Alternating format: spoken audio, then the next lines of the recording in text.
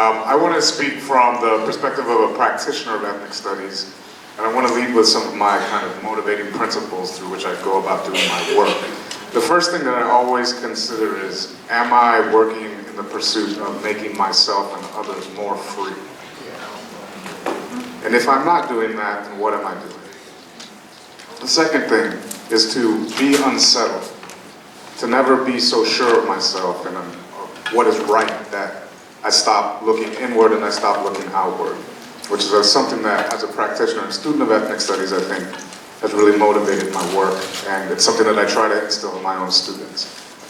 To be self-critical, to never be, again, so self-righteous that I'm beyond criticism, beyond revision, beyond moving forward. To be prepared. This is another thing that I think in the work that we think that once we have it figured out, once we've achieved a certain level of consciousness, of understanding of these things, that we don't need to do the kind of grinding, hidden, technical work that I think makes successful ethnic studies classes, teachers and students like really go. And the question that I always ask myself is, would I do this if no one was looking? Would I do this if no one acknowledged it?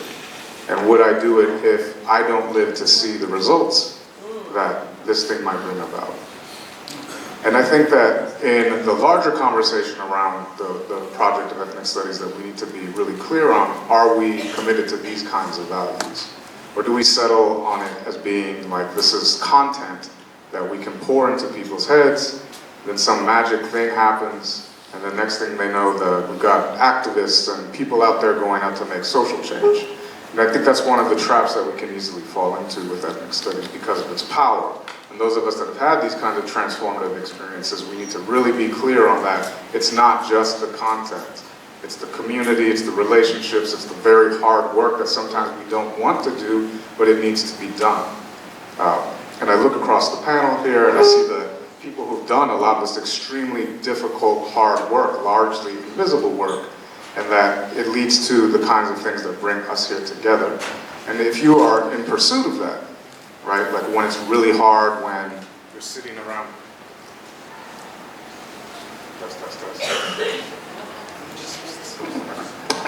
when you're sitting around a table, like Allyson and I did often when we were working in San Francisco, and a district administrator comes and says to you, which fingers do you want to cut off for this program? Will you continue? Will you fight? Or will you throw your hands up? These are the kinds of things that you need to be thinking of.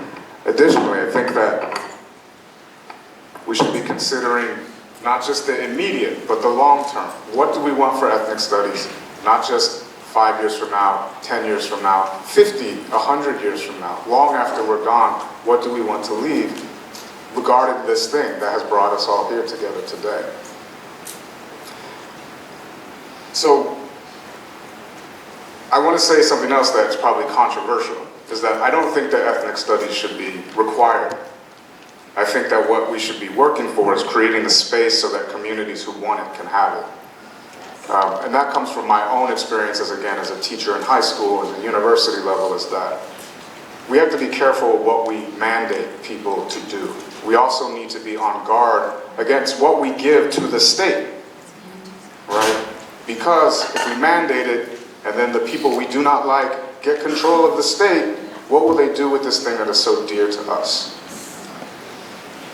And I think often, like, what would a Trump administration do with ethnic studies if it had its hands on it? So we need to be thinking about, as we move forward in this struggle, how do we create the space for the teachers who want to teach it and teach it well, to create space for those who are curious about doing it, and then also how do we prevent those who would do damage to it from doing that damage? I know it's very easy and seductive to say, let's mandate it, everyone should take it. And that's from this belief, from its transformative potential. But there are extremely practical things that we have to consider. Do you want ethnic studies to feel like health class? Hopefully not.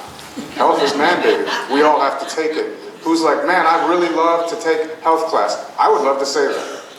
But it's not structured that way. And when we mandate these kinds of very important things, they can quickly lose the specialness and magic that kind of drew us to it and made us fight for them. So And with that, I just want to say some things about the state work, right? I think it kind of illuminates the point that I'm trying to make about mandating, right? It's seductive, it can be very powerful, but at the same time, it can kind of drive us into conversations and fights that maybe make us have less capacity to create that space for those teachers who want to do it, and now may get slapped with the jacket of being an anti-Semite. So that's something that I want you to consider as you go forward and try to struggle for this very important, transformative thing, is to be aware and wary of the very seductive things, the quick and easy, and rather think about like what will be that long, slow march to where it builds and builds to the point where it feels normal, like English class feels normal, but ethnic studies feels different because it's not English class. And I also want to encourage all of you to think about being an ethnic studies major, because it gives you the things that you really feel are important in your life. Not because it's going to get you a job, not because all these things that people outside of this movement, outside of this thing, say you should be doing as students, right? But what will it give you so that you can be armored to be the kind of change agent that hopefully you want to be. And with that, I also want to say, and to echo the kind of crisis in teachers, having teachers. I'm in teacher education, and I work really hard to make sure that people are well prepared to go into the classroom. But we need more people. We need more people with the frameworks, the analysis that comes from having an ethnic studies education.